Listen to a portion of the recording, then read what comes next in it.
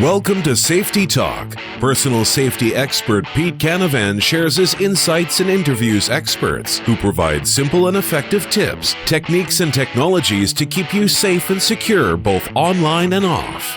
Here's Pete.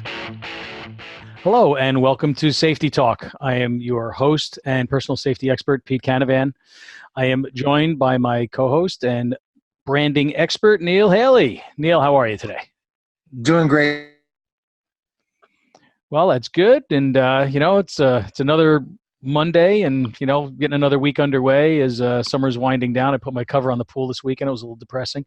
It always is when the cover goes on. It's kind of like defeat, right? But, it's done. At least I'm not going to keep running the filter, putting the chemicals in. So we always start to show off with a few recent safety news items. And since our guest tonight is an expert on cybercrime and cybersecurity, I felt it appropriate that we focus tonight's safety news segment on that.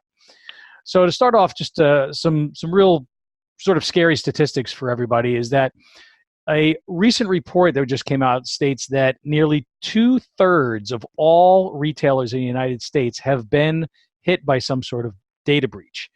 And about 37% of those suffered that breach within the past year. So since almost all retailers have some sort of sensitive data in some format, obviously, the need to protect that data really is of paramount importance for them, as it is for everybody. And of course, you have to invest in that safety, and security technology. And so, a lot of the surveyed respondents did say exactly that. About 62% of them said they do plan on spending more money to upgrade their security in the coming months and year. Because as we all know, things change very rapidly in the world of technology, and the world of cybercrime is no exception.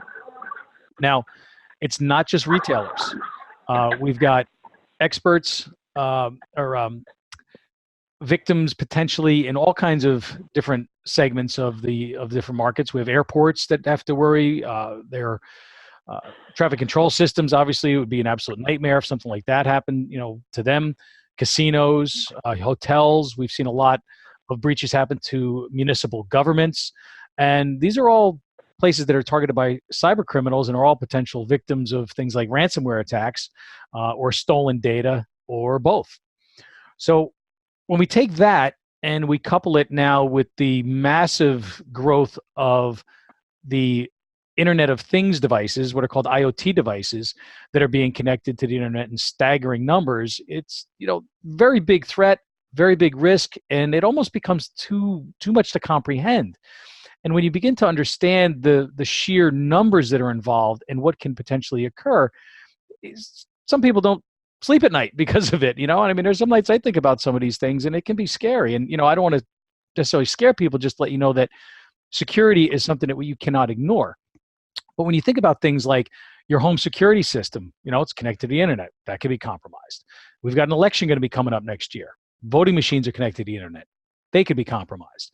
You've got smart appliances. You've got internet-connected vehicles on the road with all kinds of technology that allows them to actually do things without your input, right? They can apply the brakes automatically. They can detect, lane detection, when you're changing lanes or you're drifting out of your lane. Well, what happens if one of those software programs that runs these things is compromised and some code is inserted into them? And it changes how that vehicle detects the lane changing. So it thinks you're in your lane, but you're really not. Right. So, these things are all stuff that people like myself and people like tonight's guest think about because we understand that these things are vulnerable and we are all becoming so reliant on our technology that I firmly believe it's become our Achilles heel. So we depend on technology for so many things that we're losing the skills that we had not that many years ago. Right. How many people know how to even read a map today, right? Everybody relies on their GPS. Turn here, turn there. You're at your destination. Well, if you had a map in your hands, I bet a lot of people would be like, I don't know where I'm going. I don't know how to read this thing, right? So we're relying on things, that are technology for so many things, whether it's even our finances, right? A lot of people don't carry cash anymore. You've got an e-wallet. You've got your credit card. You got your debit card. You use that for your transactions. What happens if you're on a road trip and you pull into a gas station and the power's out? And they're only taking cash, and you've got no cash, and now you can't put any cash in your car. Now what do? Right? You can't put gas in because you can't pay for it. You're stuck. So as we become more into a cashless society, and as we become more and more dependent on technology, it's very interesting, and it makes you start to think, and it can be a little scary. But I don't want to get too far into it. But I'm sure my conversation with tonight's guest is going to cover some interesting ground. So, without further ado, I'm going to introduce you to tonight's guest, who's going to be talking to us about cybercrime and cybersecurity. He's a technology leader with nearly 30 years of experience. He has earned numerous industry certifications to go along with his bachelor's degree in information systems, something that he and I both share. And he's especially good at bridging the gap between business and technology. And this is a very, very important skill. He's delivered more than 200 successful software solutions for many happy clients. He has written or contributed to a dozen books on technology, and he's written more than 100 articles related to technology for various publications. So it's my pleasure to welcome Dave Hatter to Safety Talk. Welcome, Dave. Thanks for being on. Hey, thanks for having me, Pete. I appreciate it. Oh, absolutely. Appreciate you being here. I'm excited to have you on the show because, we want to talk about your expertise in cybersecurity, and I think our conversation is going to, take some interesting twists and turns because it's something that we're both very passionate about and involved with, and something I'm focused a lot with in my technology consulting business, as I know you are. You have your own company, correct? Actually, not anymore. I did it one time, sold it, and I work for a local Cincinnati-based company that does, basically we're an MSP with a cybersecurity consulting angle because, our businesses need that sort of thing. And you touched on a lot of interesting topics there on the way in that I think about all the time, like the autonomous cars. You won't see me in any kind of autonomous car anytime soon, I can tell you. Nope, not until it's never an option, and then I'll still find some old beater to drive. Well, are you familiar with the Rush song Red Barchetta? Oh, yes. If you're not, yeah. That was sort of a prophecy there. If you go back and listen to the words of that song, it's pretty interesting how they sort of predicted where we would be 40 years later. Yeah, it is a heck of a song. It's a great song and very interesting for our listeners that are not familiar with it. Go listen to Rush's Red Barchetta. Yeah. So in terms of what's going on today, I think we should probably just kind of start off with what you're seeing in some of the current trends. I mean, we see things in the news all the time, but what are some of the current trends that you would sort of like to bring our listeners' attention to? Well, I think ransomware is a big one. You touched on that. We see a lot of ransomware. You mentioned the whole municipal angle, seen a lot of that sort of thing going on. And I think a lot of people still think it just won't happen to them. And, unfortunately, it can happen to you, and it can be absolutely devastating when it does. So ransomware is a big one we continue to see out there in the wild. Business email compromise. I don't think a lot of people really know what that is when you say that. I describe it as a sort of targeted form of phishing. We have increasingly seen extremely targeted attacks around phishing, where they'll use phishing to get into someone's organization and then just lurk in there, see what they can find. We saw an example here recently where a company was in a settlement discussion. So I'll just call them Party A and Party B. Party A thought they were dealing with Party B. Party B actually was not really the other company. It was someone who broke into their network, lurked around in there, became aware of this settlement agreement, pretended to be Party B's attorney, agreed to a settlement, went online through an electronic signature process, signed off on everything, and the Party A sent them a very large check for several $100,000 thinking they were settling this lawsuit. Eventually, Party B says, "Hey, what's the status of this?" And Party A is like, "Well, what do you mean? We settled." Like, "No, you didn't." And so they made off with several $100,000. That still hasn't been resolved. And we've seen a lot of that kind of thing where the bad guys will use various forms of phishing attacks to break in and just lurk and look for that kind of activity where they can insert themselves in the process, set up some forwarding rules or something on a mailbox. Next thing you know, the emails are going elsewhere, and they're basically becoming an imposter of someone and, sending out fake invoices and having wire transfers diverted somewhere else. So we've seen a lot of this sort of thing. The FBI just recently put out a stat that said between 2016 and 2019, business email compromise has amounted to about $26 billion in loss. No, Dave, I mean, when I hear this, I think the biggest thing is that people just in companies make the stupidest mistakes of opening up emails before they know what's coming. A lot of stuff I see with the company I'm with now, where I'm seeing emails come through that they look legit. They look like they're from that specific company. And you know for a fact that that's not how these companies communicate. But if it looks so authentic, people will click on it, right?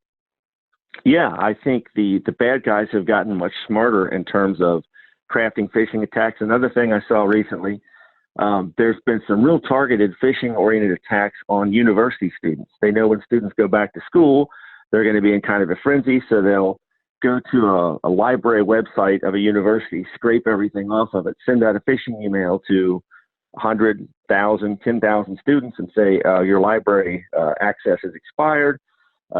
Click here to fix it. And of course, they just get their credentials, at which point they can access these back-end student systems that are chock full of all kinds of really helpful information if you're an identity thief.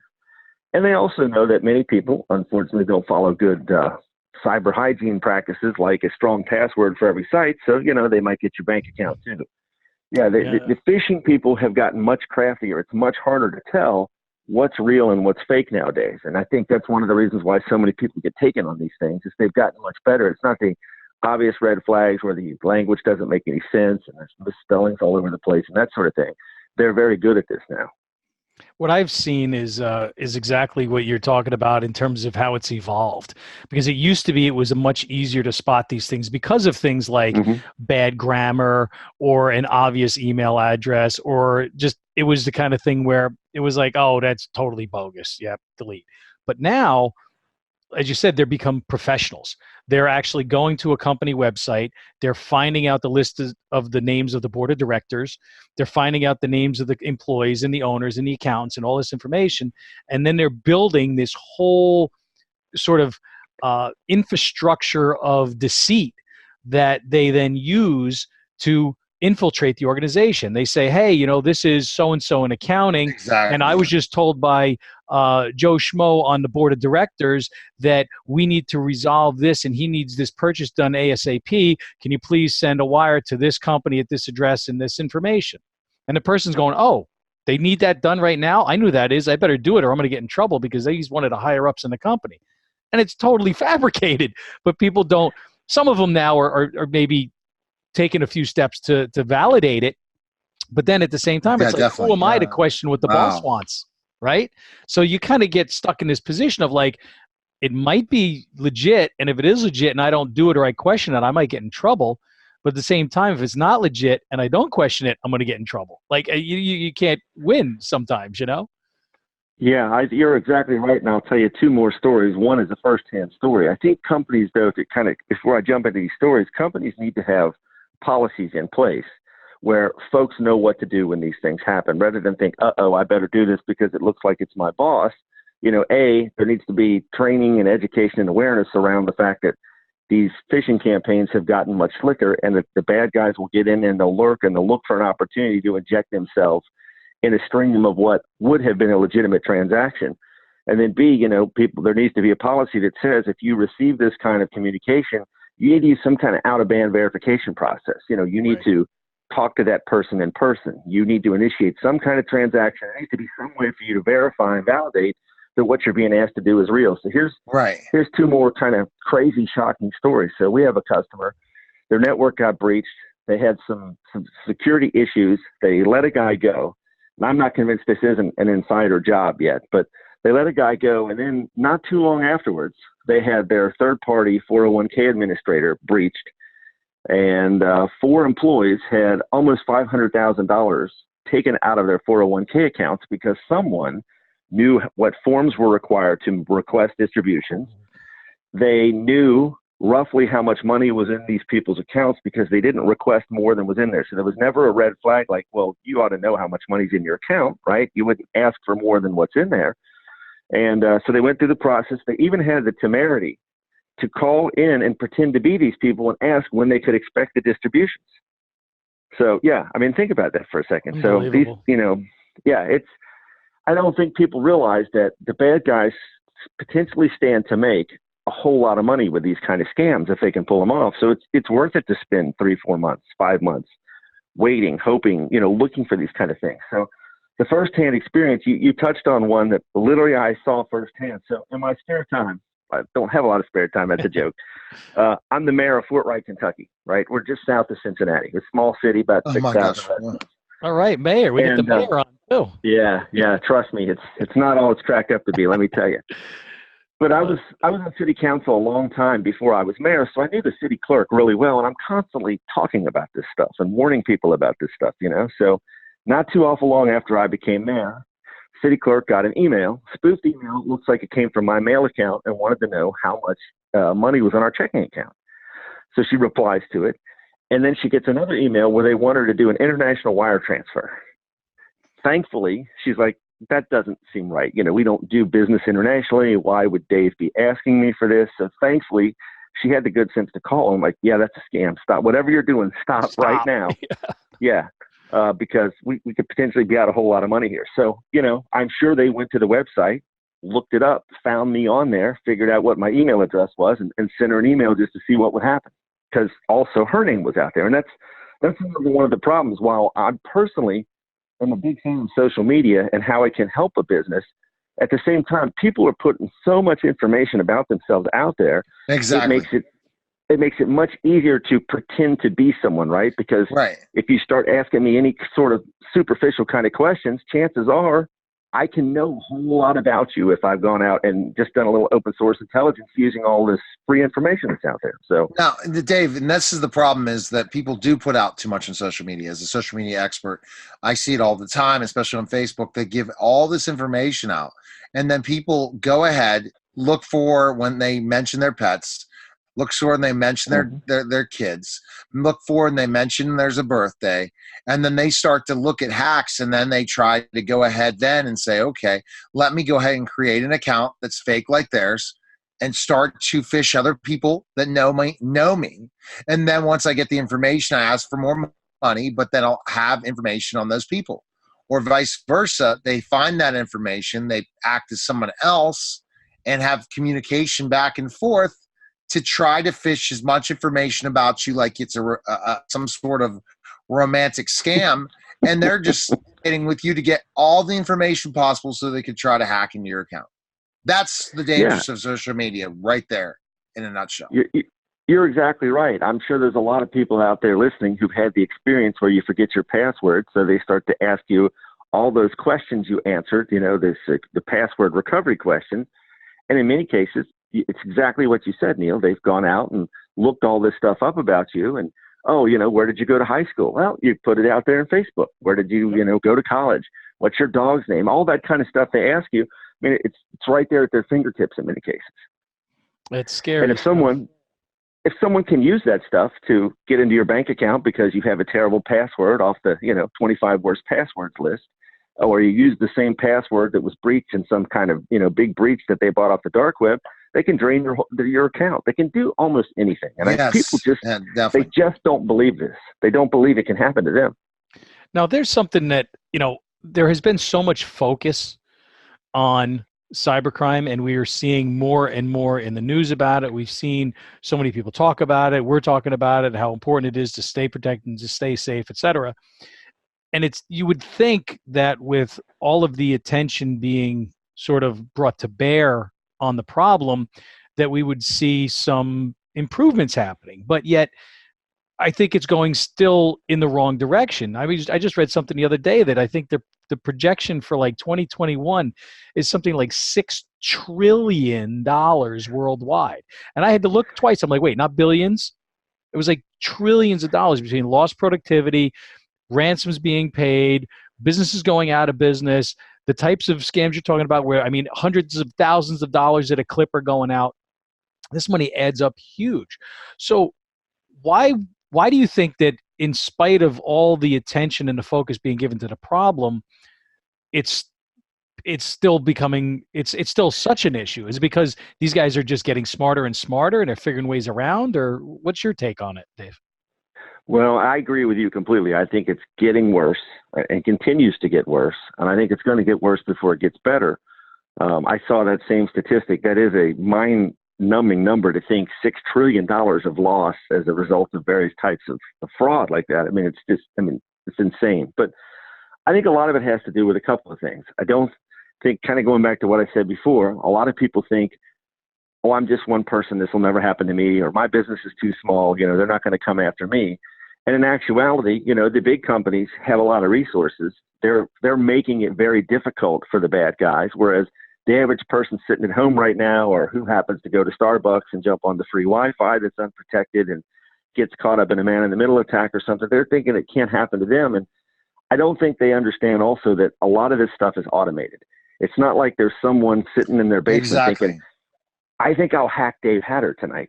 They go out and buy a list of 100 million names. They send out 100 million phishing emails, knowing that if they can just get 1/10 of 1% of that and get a couple $1,000 out of them, whether it's ransomware, whether it's they break into their bank account or whatever, they just made a lot of money. It cost them virtually nothing. Yeah. Not a lot of effort, not a lot of risk, because most of them aren't in the United States when they do this. And, if this list doesn't work, I buy another list tomorrow.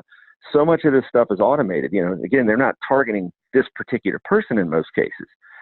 And I think, again, a lot of the bigger, harder targets keep getting harder and harder. The banks have gotten very good at fraud and how to detect fraud and protect themselves from fraud. But a lot of smaller businesses don't think it can happen to them. They're not really willing to invest money in it because they don't see the return on investment, which I understand. That's part of the pitch you got to make is, well, if you suddenly couldn't operate for 4 days because your systems were down thanks to ransomware, even if you had some kind of relatively simple to fix ransomware, can you go 4 days without being able to access your system? What's the impact on your customers? What's the impact on the goodwill to your business? So I don't think a lot of people are thinking about it. I think, the tools, there's actual cybercrime as a service out there. You can go out and basically rent space to launch these kind of attacks. There's all kinds of free tools. The tools keep getting better and better. So, and I think the bad guys realize they got to strike while the iron is hot. As more and more of this hits the news and gets these big headlines and people become more aware, and you got old Doomsday Dave out here with his tinfoil hat on, constantly talking about this, and you guys talking about it. People get aware and they start to improve their cybersecurity posture. It's going to be harder for the bad guys. So I think you see, they're trying to, it's like a gold rush. They're trying to cash in while they can before it starts to get a lot harder. And it is, that's my personal and take. it is, oh, sure. And it's very simple, as you said, to do, because a lot of this stuff is automated. Some of the more sophisticated ones where they identify a potential big target, like in the case where you mentioned, where getting in the middle of a lawsuit and diverting funds for a settlement, or getting involved with a company somehow, and, that has major assets, maybe from like an espionage standpoint that you want to learn about, so you can create a competing product, maybe from some other government entity or whatnot. I mean, so there are some of those, but yeah, I mean, like you said, anybody can go out there and they can basically create their own ransomware, business opportunity, and it's scary because most of it's offshore. You can't. There's no extradition. What are you going to do if you can even find these guys? I mean, I know what I would like to do to these guys if I haven't found them. Yeah, I'm with you on that. Yeah, because I mean, I had a client just a couple months ago got hit, and we got just about everything back, but one database, the backup was corrupt, and we had to rebuild it from all these other databases and build a custom program that pulled all the most current data in, and then they just had to, thank God, they had their end of year balances from only 3 weeks before that they were able to recreate the transactions, but. It was ransomware. They wanted $20,000. They were like, "We're not paying that. We'll deal with it." Now they were able to absorb that. However, there are other businesses that can't absorb that 4 days loss, or that $20,000, or that $200,000, or $2 million, or whatever that number happens to be, and it changes for everybody. So I mean, and they're attacking all different ways. I mean, like you're mentioning, very interesting story there with the settlement being redirected. What other ways have you seen? I know personally I've seen they're starting to come in now through remote desktop connections, pretty much anything. Seen that remote desktop. If you have remote desktop turned on and available to the internet, you're just begging to get hit with ransomware. Yeah, we've seen a lot of that recently. Again, similar kind of attack. It wasn't ransomware, but someone went out. Well, they got into a mailbox. They lurked around in there. They realized this was a financial person who was responsible for invoicing. So they went out and literally registered a new domain that was one letter off of the real company's domain, and then started sending out invoices from a mail account with this new domain that looked almost exactly like the real thing. So if you blink, you miss it. Yeah, exactly. Unless you're paying extremely careful attention. And of course, it had the name of real people from the real company in there because they'd scraped all that stuff out of the email. So yeah, a lot of this stuff, I think most companies are probably doing the bare minimum stuff. They got some kind of, anti-malware endpoint protection in place. Whether it's any good or not is another question. They got some kind of basic firewall, that sort of thing. But I don't think they're really thinking about, okay, what kind of, you mentioned IoT before, what kind of devices are people bringing in and plugging in my network? Who's got a hotspot turned on that's creating some sort of split tunnel or something that's potentially going to let hackers into the network? Because, even if you have pretty good security, now you've got all these new types of devices people are bringing in. You've got people turning on services that don't really understand that, this is a potential hole if someone can get to it. Or they've got a machine that now is connected to a hotspot or something that's got RDP turned on.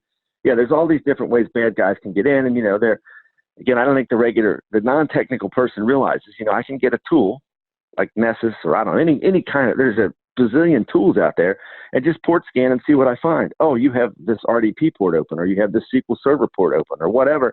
Let me see what I can find in there. And next thing you know, your stuff's encrypted and they want, $50,000 in Bitcoin or whatever it is they're going to ask for. You got to keep your stuff backed up. So Dave, this is crazy when you hear all this, because again, you really have to be as aware, situational awareness on the internet as you do in public. Just as acting as a normal person, you have to have the same situational awareness when you are surfing the web or using anything involving technology. I agree completely. Yeah. In fact, in some ways, I think it's even worse now, because if you're out in public, obviously, if you're in a dark alley in a bad area, you're at a lot more risk than if you're just walking down the street in the middle of the day. But, bad things obviously happen in public, but on the internet, it's like the Wild West every second of every day. And it's just getting wilder because the bad guys are getting more sophisticated and frankly more bold. Who would call the 401k company to make sure that the fraudulent distributions you've asked for are on the way? That's gutsy. Yes, it is. And when these people figure, what's the worst that can happen is they say no, because I'm not going to get caught. Nobody's gonna find me. So it's scary stuff. And the only thing that you can do is to have good copies of your data backed up securely, not just on-site but off-site, because a lot of systems, once they're compromised, if you got a backup drive connected to the server and it's not using some specialized, backup software, guess what? All the files on the backup just got corrupted. So you got to have stuff off-site. You got to have some other, sort of managed service that is tracking and watching your network, your internet, your router, your server, your devices, and make sure that these things are protected as much as possible. Now, we talked about Internet of Things. I mentioned it earlier. You just mentioned it again. I think a lot of people aren't really sure exactly what that means. They explained it a little bit, but what do you see as the biggest risks to all these hundreds of thousands and millions of new devices that are being connected through this Internet of Things? Yeah, I want to reiterate what you said about backups. If you're a business and you don't have good backups and you're not testing those backups to make sure you can restore from them, you're just asking for disaster, whether it's a lightning strike or a flood, tornado, or some kind of cyber attack. If you don't have good backups, you're just asking for it. But as far as Internet of Things, in my mind, anything that you can connect to a network is part of the Internet of Things. But most people don't really think of computers, right? They're thinking it's the Ring doorbell, it's the smart refrigerator that you didn't really need but you just couldn't resist, or the smart TV or whatever. For me, I'm not going to have a refrigerator that's telling the insurance company how much of anything I'm eating. I'm just not going to do that. I hate to sound so paranoid. No, because then they're going to jack your rates. They're going to say, oh, you're eating unhealthy. And if you're going to eat these things that we know are bad for you, we're going to charge you more for your health insurance. It's coming. It's coming. Absolutely. Yeah. So, you've now got all these so-called smart devices that are collecting data that are part of the network that can potentially be hacked. And we've seen, many, many, many examples over the last 4 or 5 years of these kind of devices being hacked. The baby camera that gets turned on and there's some weird dude talking to your kid in their room through the baby monitor. I think, people don't realize the potential privacy impact of these devices, as well as the fact that they can be hacked and easily used as a way to leverage into your network and then to whatever other nefarious purpose the bad guys have in mind once they get in there. So, you go out and you buy a Ring doorbell, or you buy a Nest thermostat, or whatever it is, because virtually anything is smart now. Do I really need a light bulb that is collecting data about how I'm using it? I don't. I could understand in an industrial setting where you're trying to measure your energy use and, potentially there's some good ROI on that. I get it, but I don't need a smart light bulb. I don't need all this smart stuff in my house because I know a lot of that stuff gets rushed to the market before it's really ready, and security is often an afterthought at best. And there's countless examples of these products being hacked, including children's toys. That's always a topic around Christmas time. Do you really want to have some sort of Internet of Things toy, some kind of internet connected Barbie or whatever it is? And there's for any parents out there, look these things up. There's been some crazy happenings with this, whether it's the company leaking data about your kid or people hacking these devices to, talk to your kid and that sort of thing. There's all kinds of wild stuff out there, but people are buying all this stuff without a whole lot of thought about, okay, once I plug it into my network, is it secure out of the box? What do I need to do to keep it secure? I mean, everyone knows they got to update their phone occasionally. They know they got to update their PC occasionally, but are they thinking, I'm going to have to update that smart light bulb I bought because there's a flaw in it? Right. They won't even know that. They won't know that. So that's the big and the technology and the security things. Can't even begin exactly. to be, no, not be at all. good. No. It's not even good in those devices because they're tiny. There's only so much circuitry you can put in them. Yeah. And so the crazy thing, Dave, is the fact that all these different things that they can do for you, and you think, well, more technology, the better things. But I always get concerned when you talked about Facebook. Think about all the information we give away on the internet and everything in all different types of ways. We talked about Facebook and social media, but also talked about all these giveaways, all of these things. There's scams out there. Hey, win a $500 Walmart gift card. Yeah, you got to go through 65 questions to get that $500 one. They've already gotten enough information that it's not a scam, but it truly is a scam, Dave, because you've given your information. Now you're going to get robocalls from everyone and their mother. And and then they give it to other people and sell your lists even more. It goes on. And by the time you ever get to a Walmart $500 gift card, you've given your whole life away. Yeah, well, or just using Facebook. I didn't coin this term. I wish I would have thought of it. I don't even know where I heard it. Someone smarter than me came up with it. But if you're not paying with money, you're paying with data. You're the product, not the customer. And that's the way a lot of these things work. You are the product. Mm-hmm. They want to collect as much data about you, whether it's through your smart light bulb or Facebook or Instagram or whatever the latest and greatest new thing that comes along. I try to tell my kids this all the time, and anyone that will listen to me, when you go out and you just download some app, whatever that app is, right? If it didn't come from some kind of known reputable vendor, Microsoft, Oracle, IBM, Apple, somebody like that, and you didn't pay for it, it's not because some developer was just sitting around and thought, out of the goodness of my heart, I think I'll spend hundreds of thousands of hours of, very difficult work to build this thing and just give it away for free. They want your data, and they're going to suck up as much of your data as they can. They're getting something for it. Yeah, and maybe they don't have any sort of nefarious intent for it, but what happens when they get hacked or they get sold to someone else who won't agree to the terms of service that you originally agreed to or whatever? Every day we see these gigantic breaches. People are getting hacked as a result of that. My advice to people generally is try to limit your footprint and understand people aren't just giving these things away because they're nice guys. And it's amazing to me that people are downloading apps and that says, this app needs access to your contacts, your camera, your microphone, everything. It's like, I downloaded this game. Like, what do you need that for, right? But because it's a free game, it's not really free. It's accessing information and all of this stuff. There's no such thing as privacy anymore unless you are so vigilant about it. And even then, it's nearly impossible to be, have any sort of privacy unless you're completely unplugged from everything and you live in the middle of the woods somewhere with nothing. It's just you can't get away from it because there are microphones and cameras on every street corner.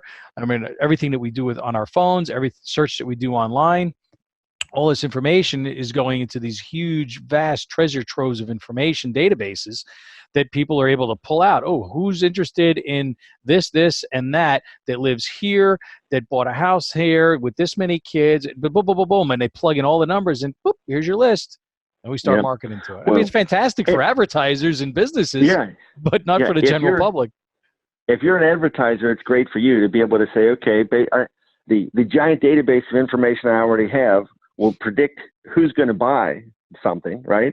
And then exactly like you said, Pete, now I'm going to go in and find those people, and whether it's a phone call or a text or an email or an ad that pops up on Facebook or whatever. Yeah, I mean, they can micro target the heck out of people. And, obviously the results are good because we know that Google, Amazon, Apple, particularly the advertising oriented companies like Google and Amazon are making ridiculous amounts of money. Facebook. Yep. Tons of cash. Ridiculous. So what about privacy? I mean, there's legislation out there for privacy. This is obviously a big problem. The new privacy regulations, what sort of impact do you think they're going to have, if any? That is a really good question.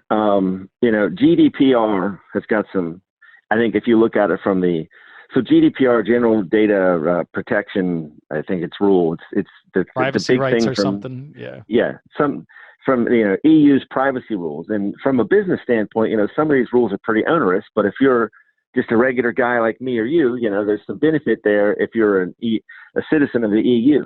If you're doing business with anyone there, there's a lot of new requirements you have to meet. There's some massive fines. You've got New York has made some moves in this direction. California has a new privacy law.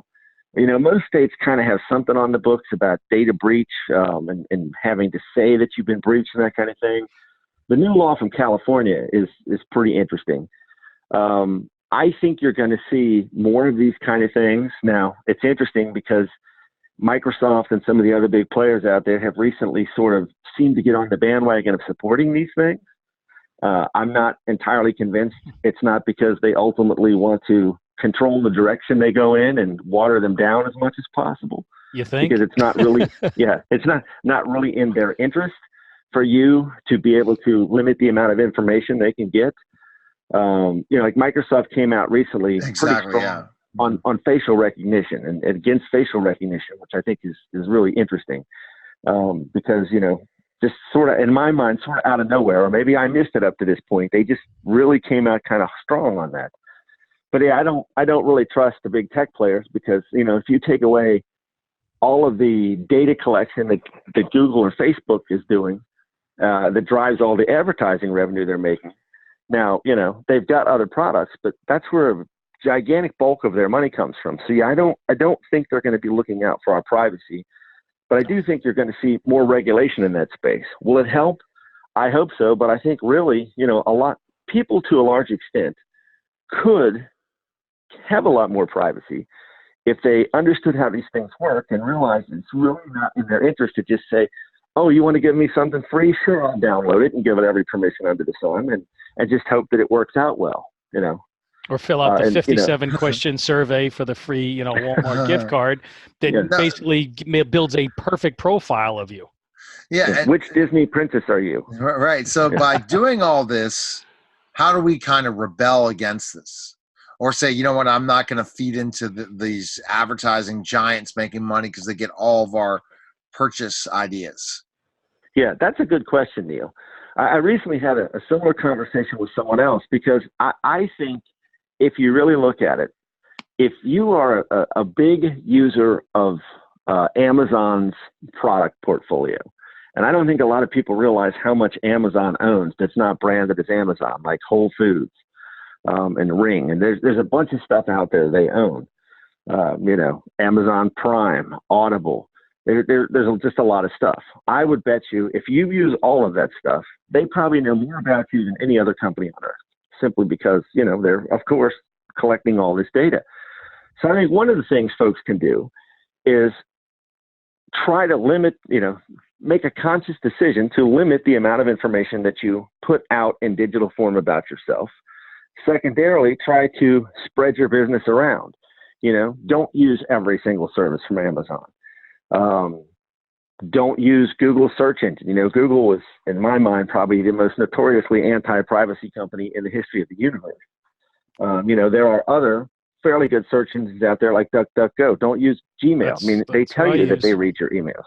They tell you they read your emails.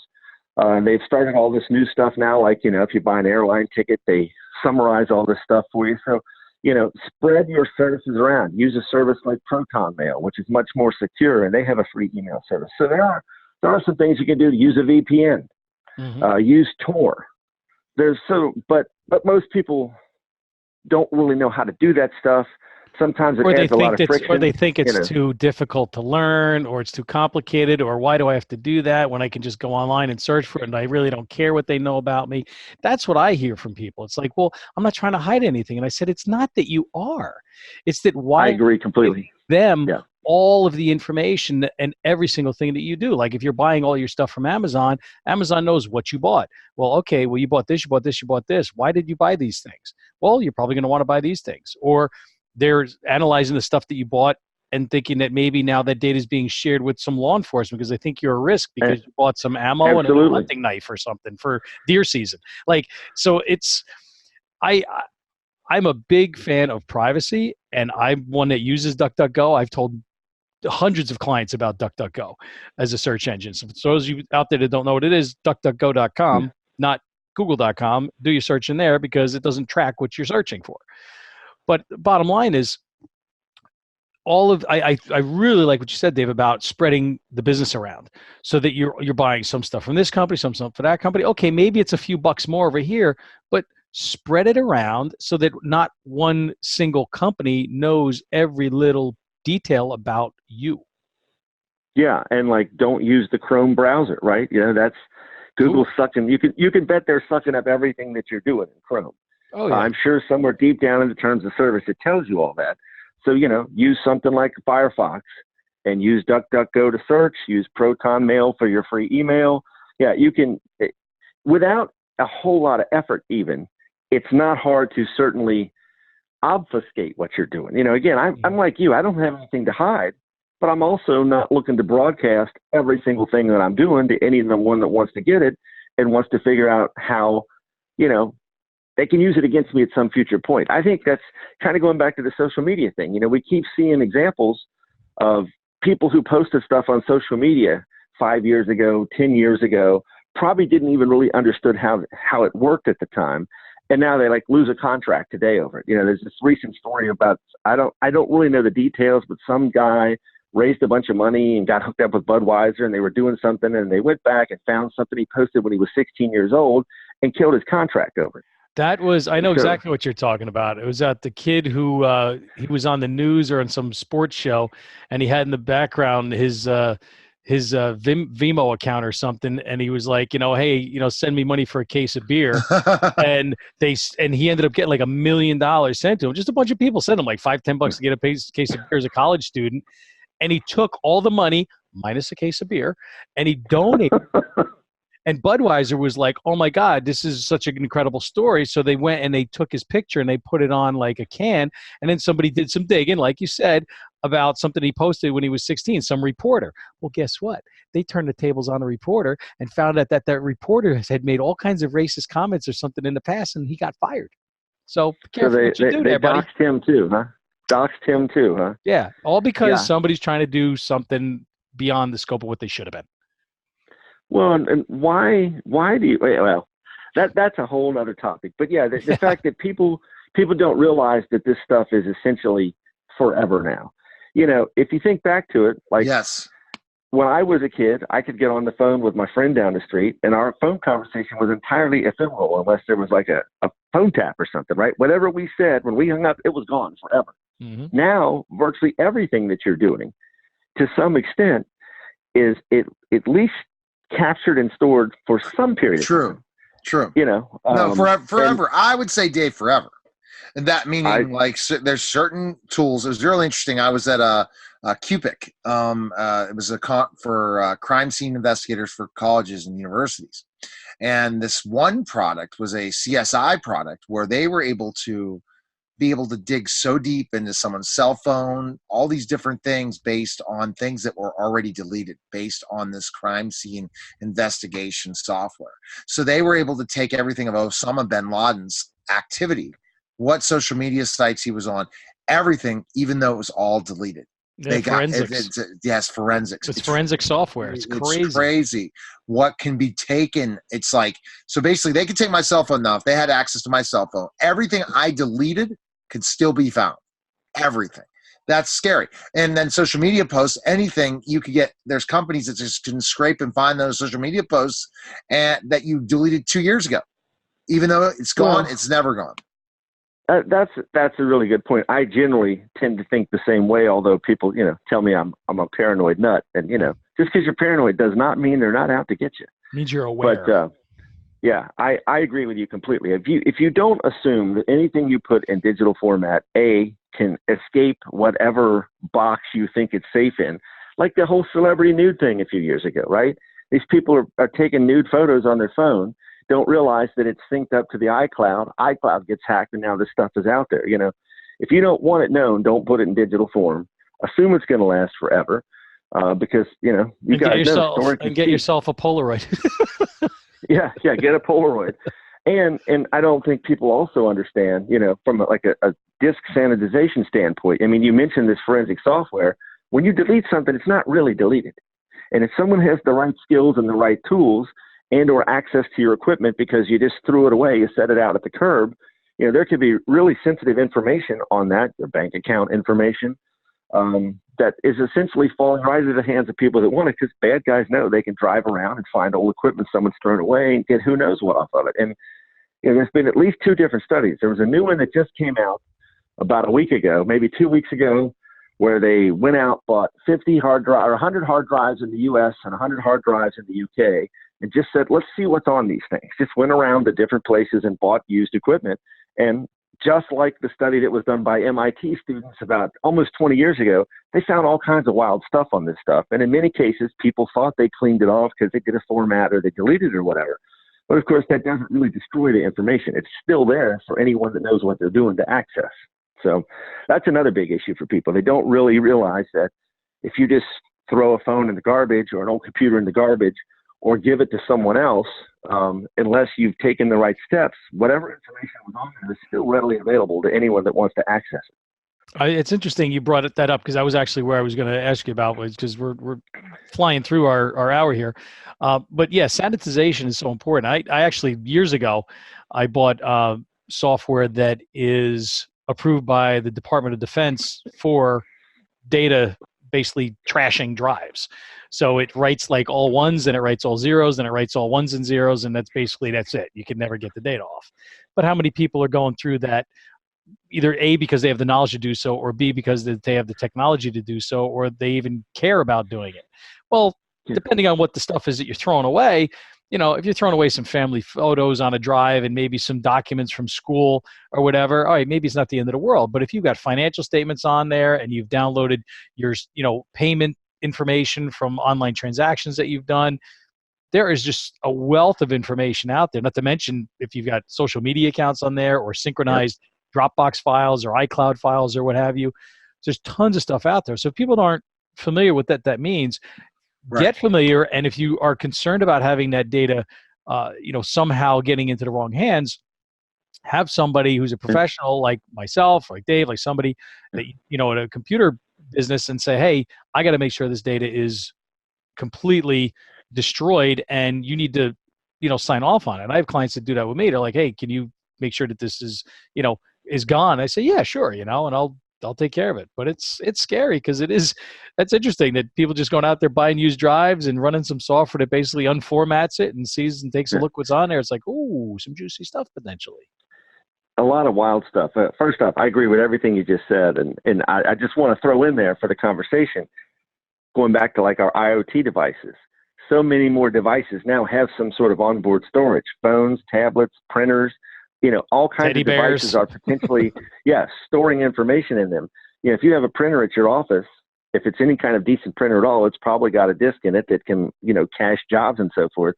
Just throwing that printer away may be exposing some extremely sensitive business information. So any kind of electronic device, I agree, Pete, you really probably should talk to some kind of expert and say, I want to dispose of this. It's obsolete. It's broken. Because remember, just because it's broken also does not mean I can't take the disk out and plug it into another device and access that information. Just throwing things away, giving them to charity or whatever is not a good plan. You need to make sure that you're taking adequate steps to truly erase, sanitize the information that's on there, or you may find yourself in some serious trouble down the road somewhere when someone has access to your bank account or whatever else might be on it. Or just take the drive out and throw it in a safe. That way you don't have to worry about There it. you Hard go. drive's this big. You don't got to take the whole Well, computer and throw it away. Pull your hard drive out, put it in a safe, and then you got a backup copy of your data, and God forbid you got hit by ransomware.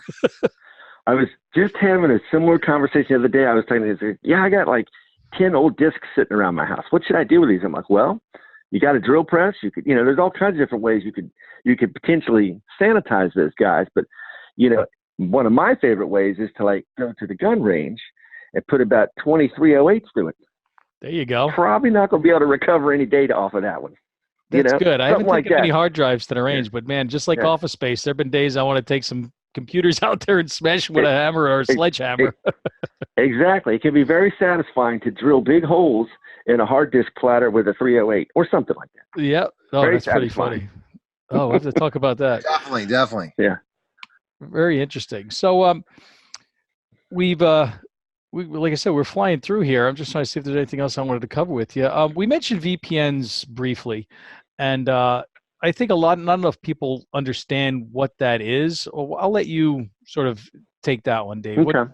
Let people know why it's important to implement that if you're doing any sort of remote access as opposed to like remote desktop. Yeah, so VPN, virtual private network, it's basically software that allows you to create an encrypted tunnel over the internet or over some sort of channel so that whatever data you're sending from wherever you are to wherever it's going is encrypted. So someone can try to do like a man-in-the-middle attack or something. They can't read that data. It also gives you some privacy and anonymity to a certain extent. The big problem in my mind with VPNs, a lot of big corporations have VPNs. So if you're an employee, you want to work from home, you got to get on the VPN. They understand the importance and the fairly strong protection that gives you for whatever data is going through that channel. A lot of people will go out and say, well, I heard somebody like Dave or Pete talk about VPN. I'm going to get me a VPN. They just go search and they find the first thing that comes up and they download it because, of course, it's free. And okay. Theoretically, it's a VPN, but they're sucking up all of your information. The company who created the VPN, they're making it for free, not because they just want to be swell guys, because they want your information. So VPNs are good. Can't recommend it enough. I don't use any kind of public Wi-Fi ever, period. I'll use a hotspot on the phone and still use a VPN. But if you're going to try to use any kind of public Wi-Fi without a VPN, you're just asking for disaster. You should get a VPN. They're fairly inexpensive. There's good companies out there like Nord that have a product that's, you might spend $80-90 a year for it. They're not going to suck up all your data. And, you're going to get an enormous amount of protection. The $90, $100 you're paying in a year is well worth it from an insurance perspective to protect your data. It's money well spent.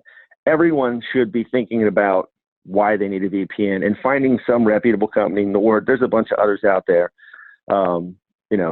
What I like to tell people is don't just take my word for it. There are organizations like ZDNet or CNET or PC World, well-known reputable magazines that have been around for decades that have editors that review this stuff, and experts that dig into the code and understand what's really happening.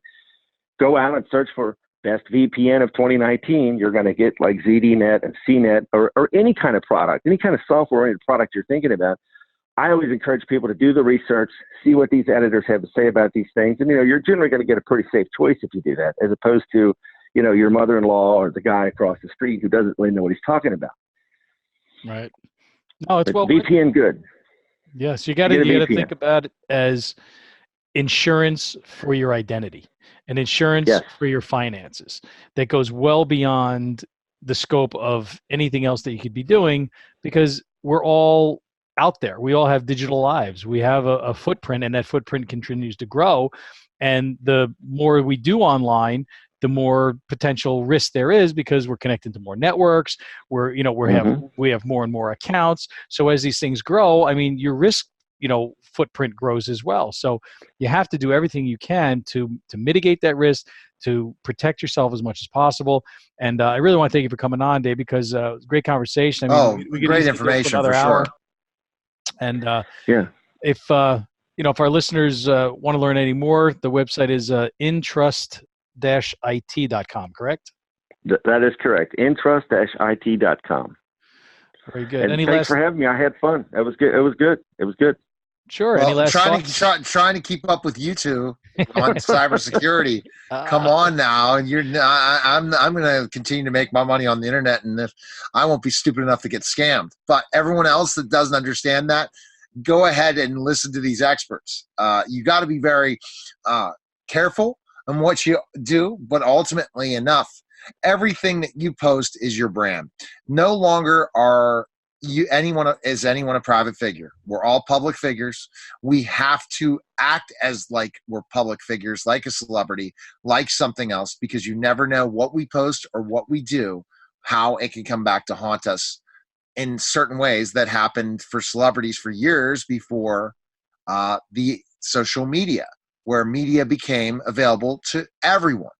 Right. And everyone needs to look at that regarding that, or social media or websites or anything. You all are now public figures, and you have to act responsibly as a public figure, not like an Antonio Brown. But okay, there you go.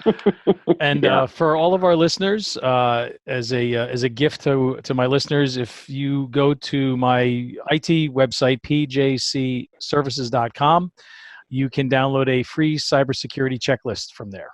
And that'll be a good starting point for you. It actually has a lot of information summarized from what we talked about tonight, just some stuff that I already had out there that I want to make available, because you can't remember everything we talked about. There's a lot of good information that we discussed here with our guest.